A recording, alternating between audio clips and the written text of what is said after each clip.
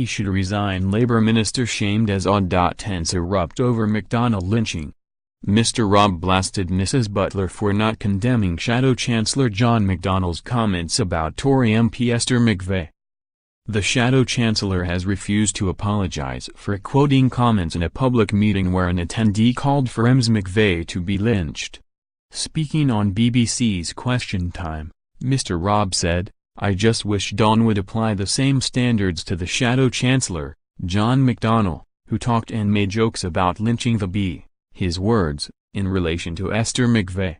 If actually the bar is set here, shouldn't he resign? Will you condemn that, Dawn?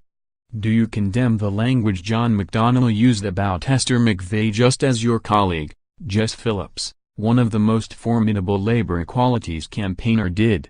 Do you agree that it was outrageous? Butler replied, "I condemn all abuse against women. I get a lot of abuse." Mr Raab cut in, saying, "That's a Jeremy Corbyn line." His jibe was met with laughter and clapping from the audience.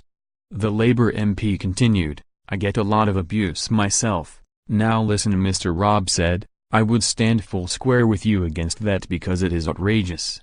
In an interview with ITV Good Morning Britain, Mr McDonnell said, "Let's be absolutely clear, I didn't call for her to be lynched at all. I simply reported what had been shouted at me at a public meeting. You have to be honest in politics, you have to express how you feel. And I'm angry still about the role Esther McVey and her government played.